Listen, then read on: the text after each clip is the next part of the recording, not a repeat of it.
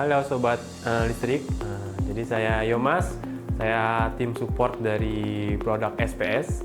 Nah, ini ada dua produk SPS yang kita punya di sini, ada DC UPS. DC UPS itu apa? Kalau teman-teman mungkin tahu UPS, nah ini beda dengan UPS AC atau UPS. Kalau teman-teman tahu UPS APC, nah ini beda dengan UPS, ini DC UPS. DC ini maksudnya adalah arus DC yang perangkat-perangkat DC, contoh perangkat-perangkat yang menggunakan adaptor, nah itu perangkat-perangkat DC.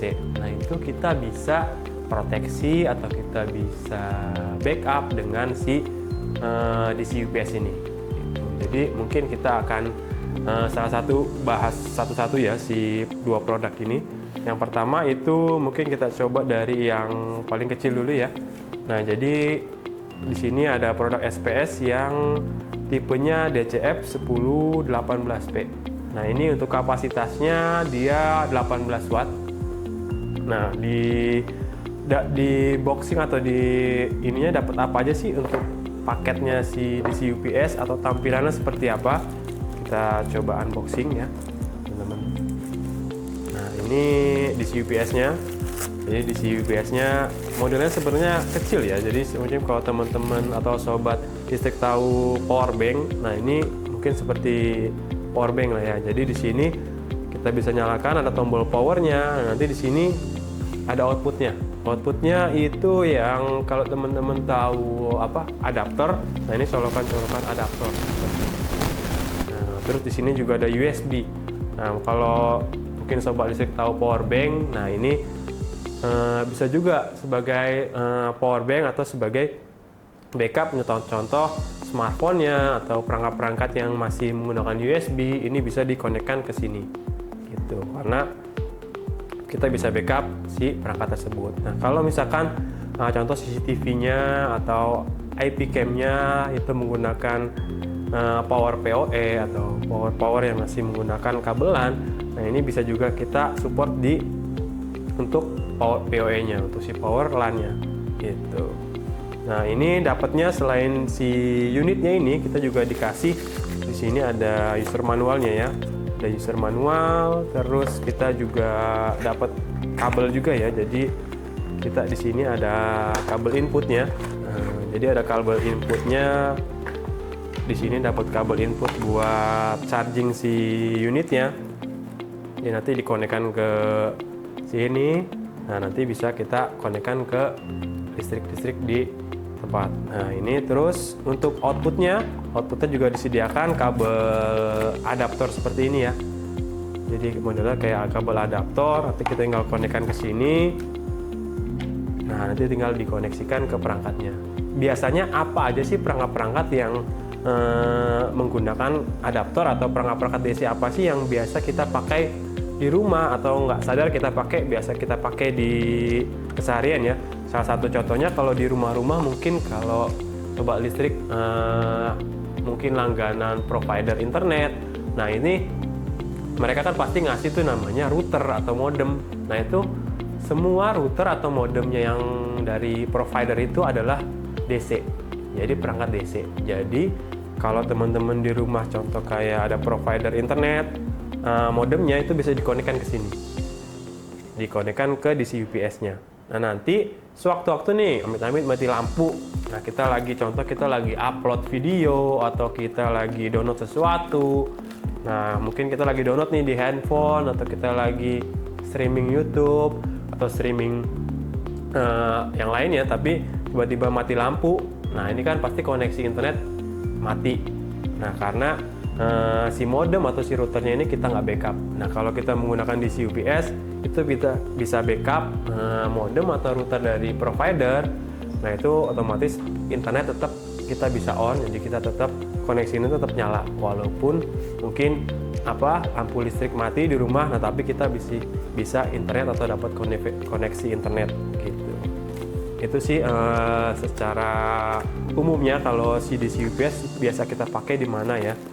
Nah ini untuk yang kecil itu dapat itu aja, jadi cuma dapat kabel input satu dan kabel output gitu. Nah untuk yang gedenya kita coba yang besar.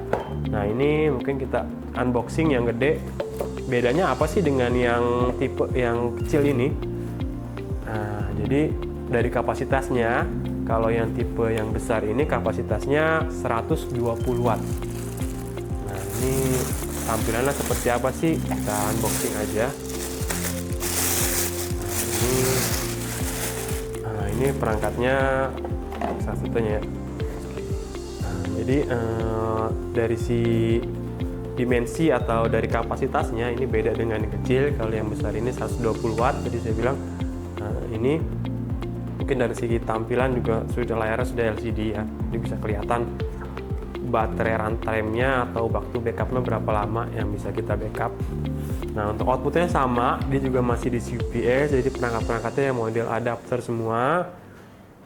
Jadi kalau misalkan contoh kayak di rumahnya mungkin nggak cuma satu router atau beberapa banyak WiFi, mungkin kita bisa koneksikan ke satu DC UPS ini, biar jadi nanti kalau sewaktu-waktu lampunya padam, nah itu semua WiFi di kantor atau di rumahnya itu masih tetap on. Jadi internet atau koneksi internetnya tetap terjaga. Nah, terus kalau memang ada CCTV, kalau memang di site-nya atau di lokasi di rumahnya itu punya kamera atau CCTV, itu juga bisa dikoneksikan karena memang CCTV biasanya mereka masih menggunakan DC. Jadi perangkat-perangkat CCTV kita bisa koneksikan ke sini. Jadi sewaktu-waktu contoh ada mati lampu, nah ini si kamera ini pasti akan tetap bisa ngerekam. Karena kalau waktu-waktu mati lampu atau mungkin ada yang iseng lah matiin listrik, nah si kamera ini masih bisa menangkap. Nah, ini untuk dari sisi safety-nya atau security-nya lebih bagus kalau si kamera itu kita bisa backup. Jadi kalau ada listrik sewaktu-waktu padam, nah ini kan rentan sekali ya, kalau listrik padam pasti entah kita ada maling atau apa. Nah, ini kalau kita backup dengan DC UPS, otomatis si kamera itu masih bisa on atau bisa merekam beberapa kejadian gitu. Jadi gunanya DC UPS ini mungkin untuk perangkat-perangkat yang memang secure atau perangkat-perangkat memang lebih sering kita gunakan sebenarnya.